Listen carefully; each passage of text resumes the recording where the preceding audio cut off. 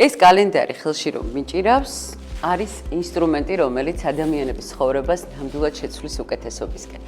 12 ელექსირი, ასე ვუწოდეთ ჩვენ ამ კალენდარს და ახლავე გეტყვით რატომ. ეს კალენდარი აგებულია ჯოზეფ კემბელის გმირის მოგზაურობის ნაბიჯების ეტაპების მიხედვით. ალბათ ყველა მიცით, რომ არსებობს ასეთი მონომითი გმირის გზა, რომელიც ერთგვარ უნივერსალურ სისტემას წარმოადგენს და გვაჩვენებს თუ რა ეტაპებს გავდივართ ცხოვრების ამა თუ იმ პერიოდში და რა ნაბიჯს რა შეიძლება მოსდევდეს. საქმე იმაშია, რომ როდესაც იცი წინასწარ რა გელოდება, ალბათ უფრო ადვილია გადადგა ნაბიჯები, ქმედითი ნაბიჯები.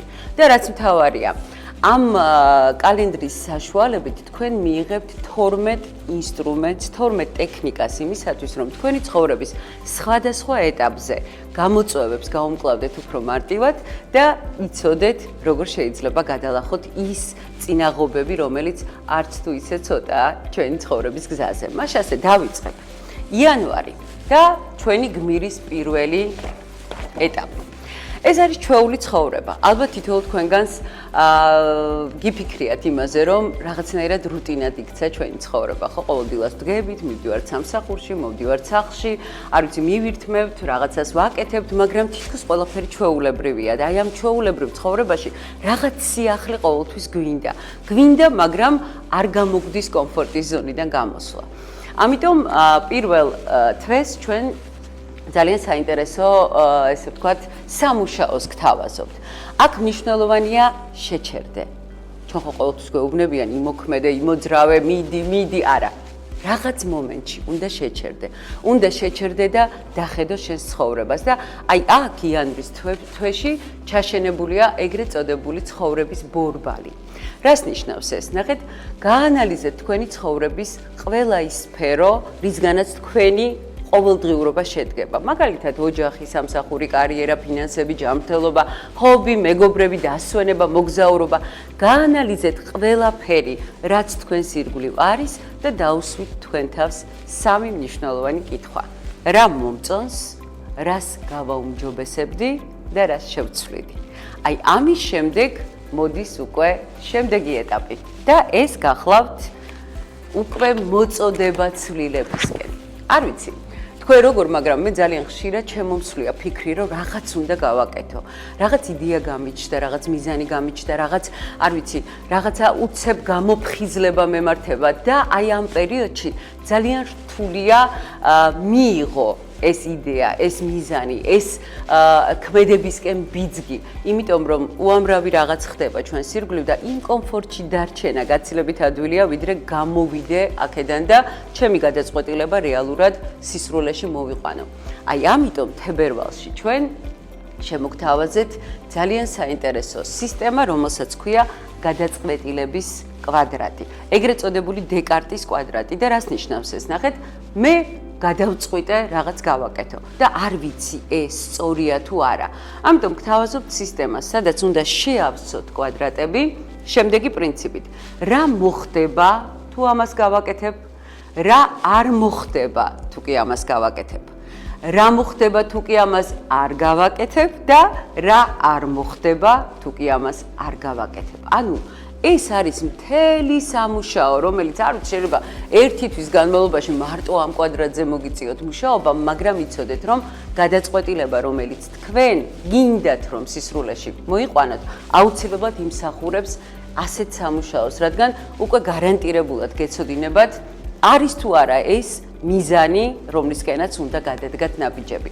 რატომ გჭირდება ეს? იმიტომ რომ მესამე ეტაპზე გმირის მოგზაურობის მიხედვით ხდება ასეთი რამ, ჩვენს გადაწყვეტილებას და მოწოდებას აუცილებლად მოჰყვება რაღაც უარყოფა, წინაღობა და ეს არის ფაქტობრივად ის მომენტი, როდესაც შენ ფიქრობ, რომ კაცო რა მინდა, რატო უნდა გავაკეთო ეს, რა ძალა მადგას, რატო გამოვიდე ამ ჩემი ჩვეული კომფორტის ზონიდან. თან ჩდებიან ადამიანები, რომლებიც აუცილებლად გეტყვია, რომ არ გინდა რა, ეხლა ეს სიახლეები. შვიდად ხარ, სტაბილურად ხარ, მოგწონს თუ არ მოგწონს, ამას მნიშვნელობა არ აქვს, მაგრამ სიმშვიდე ძალიან ძვირფასია და ძალიან გვიჭირს ხოლმე მისი დარღვევა. იმისთვის რომ კიდევ უფრო დარწმუნებულები ვიყოთ, რამდენად მზად ვართ ცვლილებებისკენ, რამდენად მზად ვართ ნაბიჯების გადადმისკენ, ჩვენ გთავაზობთ ეგრეთ წოდებულ SWOT ანალიზს. რას ნიშნავს ეს? მნიშვნელოვანია ადამიანმა გაიაზროს საკუთარი ძლიერი და სუსტი მხარეები, განსაზღვროს შესაძლებლობები და დაინახოს საფრთხეები. როდესაც ჩვენ ამ ანალიზს ვაკეთებთ და ვუყურებ უკვე ჩემს შესაძლებლობებს და იმ რეალობას, რომელშიც ვიმყოფები, დამერწმუნეთ გაცილებით ადვილია გადავდგათ ნაბიჯები. აი, თუ ამას მოახერხებთ, იმიტომ რომ ძალიან ბევრი ადამიანი მერწმუნეთ მესამე ეტაპზე ვერ რჩება, ან უკან ბრუნდება თავის ჩვეულ ცხოვრებაში და მე გვაქვს ხოლმე ესეთი განცდა, რომ არაფერი იცვლება. ყველაფერი ისევ ისეა. არც შეიცვლება, იმიტომ რომ ცვლილებები იწყება ჩვენით. და რა ხდება, თუ კი გავბედეთ და გადავდგით ნაბიჯი. ამის შემდეგ ჩვენ აუცილებლად უნდა შევხვდეთ მენტორს. და კემბელის გმირის მოგზაურობის მიხედვით მეოთხე ნაბიჯი ეს არის მენტორთან შეხვედრა. ვინ არის მენტორი? ეს არის ნებისმიერი რამ, რაც мотиваციას გაძლევთ. რამაც შეიძლება გიბიძგოთ და ინსპირაცია გაგიჩინოთ, რომ გააგრძელოთ ეს რთული გზა. ეს შეიძლება იყოს ფილმი, შეიძლება იყოს წიგნი, შეიძლება იყოს ადამიანი, შეიძლება იყოს, არ ვიცი, საკუთარი გამოცდილება ან შინაგანი ხმა. აქ პრობლემა ის არის, რომ ჩვენ ძალიან ხშირად გვიჭირს მენტორის დანახვა. უბრალოდ ვერ ვხედავთ. ცხოვრება გვაძლევს უამრავ მინიშნებას და ნახეთ, სწორედ ამ ეტაპზე ჩვენ ეს მინიშნებები უნდა ამოვიცნოთ. ამიტომ აქ ჩვენ გთავაზობთ ერთგვარ ინსტრუმენტს, რომელსაც ქვია მენტორის გააქტიურება.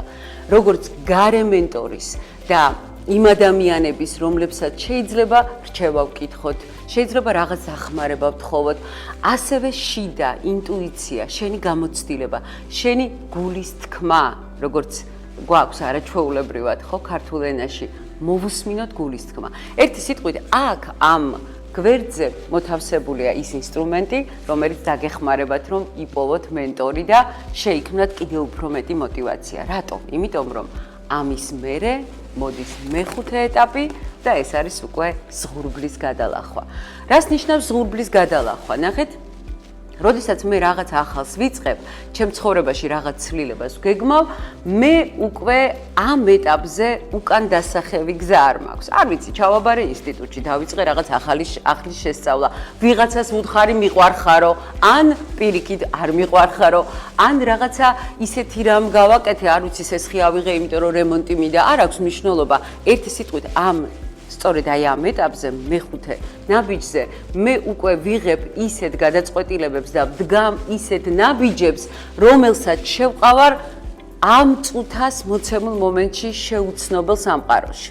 ანუ ჩვეულებრივად უკვე არაფერი აღარ იქნება. მე მზად უნდა ვიყო იმისთვის, რომ წინ კიდევ უფრო რთული ნაბიჯები გადავდგა. და აქაც რა თქმა უნდა გთავაზობ ძალიან საინტერესო ინსტრუმენტს, ეგრეთ წოდებულ grow models, რომელიც დაგეხმარება გაიგო, სად ხარ ახლა მოცემულ მომენტში, რამდენად შორს ხარ თუ ახლოს იმ შენს დასახულ მიზანთან და რაც მთავარია, შეიგრძნო ბოლომდე რა მოხდება, რა სიგრძნობ, რა განცდები გექნება, როდესაც მიზანს მიაღწევ. არ ვიცი, როდესაც სახლს გაარემონტებ, მანქანას იყიდი, შეყვარებულს ეთყვი, მიყვარხარო თუ ინსტიტუტში ჩააბარებ და სწავლის გაგრძელებას დააპირებ. აი ეს განცდის დონეზე ძალიან დაგეხმარებათ იმაში, რომ შემდეგ ნაბიჯთან უფრო მომზადებული მიხვიდეთ. რატომ? იმიტომ რომ შემდეგი ნაბიჯი ეს არის უკვე გამოცდა. ნებისმიერი საქმის წამოწყებისას, ნებისმიერი ცვლილებისას ჩვენ აუცილებლად ვაწყდებით იმას, რომ რაღაც ახალი ხდება ჩვენ ცხოვრებაში. ახალი ადამიანები, მტრები, მოკავშირეები, გამოცდები, იტესტება ჩვენი უნარები, ჩვენი мотиваცია, არ ვიცი, ჩვენი მდგრადობა და ძალიან ხშირად სწორედ ამ ეტაპზე ჩნდება სინანულის გზნობა, რომ რა მინდოდა. რატო გავაკეთე ეს? არ მერჩივნა დარჩენილიყავი იმ ჩემ გაურემონტებელ სახლში, ან რა ვიცი, იქ სადაც ვსწავლობდი და არ გადამედგა ის ნაბიჯები, რომელიც გადავდგი. მაგრამ მთავარი ის არის, რომ თქვენ ეს უკვე გააკეთეთ და მთავარი ის არის, რომ იცით, რომ ეს ყველაფერი გელოდებათ. რა ხდება ამ ეტაპზე? საუკეთესო ინსტრუმენტი, რომელიც მე პირადად ცხოვრებაში ძალიან ბევრჯერ დამხმარებია. ეს არის ეგრეთ წოდებული აზროვნების განვითარების ლოგიკური დონეები, დილცის პირამიდა. რა არის აქ მთავარი? ნახეთ, ყველაფერი რაც თქვენ გაქვთ და განსაკუთრებით ამ ეტაპზე რაც გაქვთ, არის თქვენი მოქმედების შედეგი. ყველა თქვენი მოქმედება არის თქვენი თვისებების და უნარების შედეგი. ის თვისებები და უნარები, რომლებიც გაქვთ, აუცილებლად არის ბმაში ღირებულებებთან, რომელიც გიქმნით мотивაციას და ამის შემდეგ თქვენ ხვდებით და აკეთებთ საკუთარი თავის იდენტიფიკაციას, რომ მე ადამიანი, რომელსაც ეს ღირებულებები მაქვს, რომელმაც ეს უნარები და თვისებები გამოვიმუშავე, გადავდგი ნაბიჯები და მომიტანა ის შედეგი, რომელიც მაქვს ახლა მოცემულ მომენტში, ვინ ვარ მე ამ დროს? არ ვიცი, ძლიერი, წარმატებული, სუსტი, უნებისყოფო, ეს უკვე თქვენთვის მომინდვია ამის ანალიზი, იმიტომ რომ ამ გაცნობიერების მერე, როდესაც საკუთარ თავს ამოიცნობ, შენ მიდიხარ შენს მისიასთან. და ძალიან საინტერესო არის ხოლმე, როდესაც ამ სისტემით ვმუშაობ ადამიანებთან და აღმოუჩენიათ, რომ მისია, რომელთანაც მივიდა, არაფერ კავშირში აღარ არის იმ შედეგთან, იმ არსებულთან, მატერიალურთან, რომლითაც დავიწყეთ ამ პირამიდის გაკვალვა გზის. ერთი სიტყვით, ეს პირამიდა, ეს სისტემა თქვენ არამხოლოდ ამ ეტაპზე, არამედ, არ ვიცი, ცხოვრების ნებისმიერ ეტაპზე ძალიან დაგეხმარებათ. ამიტომ მე მიხარია, რომ სწორედ ეს ინსტრუმენტი არის ჩასმული ჩვენს კალენდარში. გადავიდეთ შემდეგ ნაბიჯზე, ეს უკვე მერვე ნაბიჯია და ჩვენი გმირი ამ დროს ხვდება ყველაზე დიდ განსაცდელს. არ ვიცი, ალბათ ხშირად გქონიათ ასეთი მომენტი, რომ როდესაც ახლოს ხარ მიზანთან, თითქოს რაღაცა ყველაფერი კარგად არის, აი უკვე ერთი ნაბიჯი გადაგჭა და რაღაც მოხდება, რომელიც სრულიად ანგრევს ყველაფერს და გიჩენთ უიმედობას, უსასოობას. თქვენ თითქოს სადღაც უფსკრუსში ჩავარდით და ხსნა და საშველი არსად არ არის. ეს ყველაზე რთული ეტაპია, იმიტომ რომ ჩვენ ცხოვრებაში ხშირად დგება ასეთი მომენტი, როდესაც ჩვენ არ ვიცი, განცდა გაქვს, რომ მოკვდი, შიში გაქვს, უზარმაზარი, იმიტომ რომ ეს განსაცდელი გაიძულებს იფიქრო, რომ შენი ნაბიჯები, შენი ცვლილებები არ იყო სწორი, ან არ იყო დროული. მთავარია, რომ ამ ეტაპზე არ დავრჩეთ და მთავარი არის, რომ ვიპოვოთ საკუთარ თავში ძალა, ამოვიდეთ ამ მდგომარეობიდან, იმიტომ რომ აქ ჩარჩენა იწვევს მერე ძალიან რთულად აღდგომას, ასე რომ ვთქვათ. ამიტომ სწორედ აი აქ ჩვენ ესეთი საინტერესო კითხვები მოგიმზადეთ. როგორ ხვდები, რომ პრობლემა გაქვს? რა მოხდება თუ კი ამ პრობლემაში დარჩები? ვიზე მოქმედებს ეს პრობლემა შენს გარდა? რა იქნება პირველი ნაბიჯი ამ პრობლემის გადასაჭრელად და რას იგრძნობ, როდესაც პრობლემა მოგვარდება. ეს ხუთი კითხვა არის ერთგვარი мотивация, ერთგვარი რაღაცა ინსპირაცია იმისი, რომ თქვენ მოძებნოთ ძალა საკუთარ თავში და უფსკრულიდან ამოხვიდეთ. და შემდეგ აუცილებლად მოდის ხსნა, შველა, ჯილდო. იმიტომ რომ ყოველთვის, როდესაც ადამიანს ყოფნის გამბედაობა, ყოფნის ძალა საკუთარ თავში და ახერხებს იმას, რომ გადალახოს ის ყველაზე მძიმე ეტაპი, სამყარო აუცილებლად გვიგზავნის ჯილდოს და ამ ჯილდოს დანახვა უნდა. იცით, ძალიან ხშირად, როდესაც ჩვენ ასეთი ჯილდოები მოგდის ხოლმე, გგონია, რომ ეს რაღაცა უბრალოდ იღბალია, გამართლება, ნუ რას უკაცრავად. ეს თქვენი შედეგია და თქვენ ამის უნდა გჯეროდეთ. ამიტომ და რაც თავარია, მხოლოდ უნდა გჯეროდეთ კი არა, მადლიერი უნდა იყოთ, რადგან თქვენი ქმედების სანაცვლოდ თქვენ სამყაროსგან საჩუქარი მიიღეთ. ამიტომ აქ თავაზობთ მადლიერების ერთგვარ მანიფესტაციას და 10 მიზეზი უნდა დაასახელოთ, რომლის გამოც თქვენ შეგიძლიათ თქვათ, რომ ხართ მადლიერი. გადავიდეთ შემდეგ ნაბიჯზე, იმიტომ რომ აქ უკვე ჩვენი გმირი ნელ-ნელა იწყებს მოიმკასის ყველაფერი, რომელიც მიიღო და ეს არის გზაშინისაკენ. თითოეული ჩვენგანი ნებისმიერი ცვლილების დროს ისე ვუბრუნდებით ჩვენ ჩვეულ ცხოვრებას. მაგრამ რა არის აქ? ნახეთ, როდესაც ჩვენ ცხოვრებაში ცვლილება ხდება, არ ვიცი, რაღაც გარდამტეხი მოხდა, ჩვენ უკვე ისეთები აღარ ვართ. და ყველაზე მთავარი აქ არის ის, რომ მივიღოთ საკუთარი თავი, საკუთარი ახალი მე, იმ ცვლილებებით, იმ პრობლემებით, იმ სწავლებით, იმ უნარებით, რომელიც აი ამ გზაზე შევიძინეთ. და აი ამ სისტემაში მე გთავაზობთ პოზიციონირებას, რომელიც საოცრად კარგად დაგანახებთ თქვენ თავს, თქვენს ახალ მეს და აი ბოლო წინადადება, რომელიც ამ პოზიციონირების ესე ვთქვათ, შესავსებად მოგიმზადეთ, ეს მთელი სისტემაა და ამას გაეცნობით, როცა კალენდარს ნახავთ, რა თქმა უნდა, არის ასეთი, ნახეთ, სამყარო უარესი იქნებოდა, მე რომ არ ყოფილიყავი. იმიტომ რომ და თქვენ უნდა გააგრძელოთ რატომ და თქვენ აღმოაჩენთ უამრავ მიზეზს იმისა თუ რატომ ხართ ამ სამყაროში და რატომ უნდა იყოთ და რა ადგილი გიჭირავთ თქვენ სამყაროში და იმ ადამიანების გულებში რომლებიც თქვენს ირგვლივ არიან.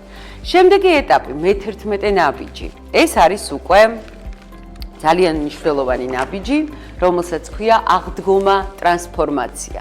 ჩვენი გმირი არის სრულად ტრანსფორმირებული. ის არის ახალი, ის არის უფრო ძლიერი, უფრო თავდაჯერებული, უფრო მიზანდასახული და ნახეთ ამ ეტაპზე ერთადერთი პრობლემა რაც შეიძლება აღმოჩნდეს ჩვენს თავს და დაგვატყდეს, ეს არის ის, რომ ყველაფერი რაც შევცვალეთ არის მისაღები, ჩვენ ეს მოგწონს, ჩვენ ეს მიგვაჩნია რომ ასია, მაგრამ შესაძლოა ამ ეტაპზე ჩვენ დავკარგოთ мотиваცია, კვლავ ახალი მიზნები დავისახოთ, იმიტომ რომ სამყარო турბულენტურია. ჩვენს ირგვლივ მუდმივად იცვლება ყველაფერი და ჩვენც მუდმივად უნდა ვიაროთ ამ გმირის გზაზე, იმიტომ რომ ერთი და იგივე ქმედებები იწვევს ერთი და იგივე შედეგებს და არ შეიძლება რომ დაკმაყოფილდეს ადამიანი მხოლოდ ერთი ცვლილებით, მხოლოდ ერთი ტრანსფორმაციით. ამიტომ აქ ჩვენ გადავწყვიტეთ, რომ ამ ეტაპზე ჩვენი გმირი დავამიწოთ და მივცეთ საშუალება აღიქვას რა ხდება მის ირგვლივ და ვთავაზობთ ასეთ ტექნიკას 5 4 3 2 1 5 რამ რაც აქ და ახლა გავსებთ სიხარულით 4 რამ რაც ფიზიკურად გაგრძნობინებთ თავს კარგად 3 რამ რისთვისაც საკუთარი თავი უნდა შეაქოთ 2 ადგილი სადაც თავს კარგად იგრძნობთ და 1 რამ რასაც მოუთმენლად ელით. აი ეს ბოლო 1 უკვე იქნება ბიძგი თქვენი კიდევ უფრო ახალი და ტრანსფორმაციული გზისკენ. მე-12 და ეს უკვე არის 2025 წლის დეკემბერი. რა ხდება აქ? აქ ჩვენ უნდა დავგეგმოთ და დავისახოთ ახალი ტრანსფორმაციის, ახალი მეს და ახალი ცხოვრების მიზნები და ამისთვის გთავაზობთ ჯადოსნურ სურვილების რუკას, სადაც განსაზღვრულია თქვენი ცხოვრების 9 ყველაზე მთავარი მიმართულება და თქვენ შეგიძლიათ ჩაწეროთ რა გინდათ გქონდეთ ზუსტად 1 წლის შემდეგ ამ დღეს და ეს ყველაფერი წარმოიდგინოთ რომ უკვე გაქვთ. მაგალითად, წარმოიდგინოთ სიმდიდრე კეთილდღეობა. წარმოიდგინოთ რამდენია ის თანხა, რომელიც უკვე გაქვთ ანგარიშზე. ჯანმრთელობა სილამაზე მაგალითად, არ ვიცი, შეიძლება გაქვთ განსაზღვრული რომ 10 კილოთი ნაკლები უნდა იყოთ და ჩაწერეთ ეს ციფრი, რომელიც გინდათ რომ შედეგად დადოთ. ოჯახი, ურთიერთობები, კარიერა, აღიარება, სამსახური, აქ არის ყველაფერი, ჰობი რომელიც სულ გვავიწყდება, იმიტომ რომ ცხოვრებისეული რუტინა რაღაცნაირად გვავიწყებს, რა ინტერესები გვაქვს და დასვენება, მოგზაურობა. ერთი სიტყვით ამ ჯადოსნურ სურვილების რუკაში თქვენ წერთ ყველაფერს, რაც გინდათ რომ მიიღოთ 1 წლის შემდეგ და უკვე იწყება გმირის ახალი გზა. ახალი გზა, ახალი თავგადასავლით, ახალი გამოწვევებით, ახალი მოკავშირეებით, ახალი მტრებით, ახალი საკუთარი თავის აღმოჩენით, ერთხელ სიკვდილით და კვლავ აღდგომით. ეს ჩვენი ცხოვრებაა. ასე მიდის ჩვენი ცხოვრების ბორბალი და ჩვენ ვართ სწორედ ის გმირები, რომლებიც მუდმივად გავდივართ ამ გზას. წარმატებებს გისურვებთ და იცოდეთ, რომ ეს 12 ელექსირი ალტერ ბრიჯმა სწორედ თქვენთვის მოამზადა.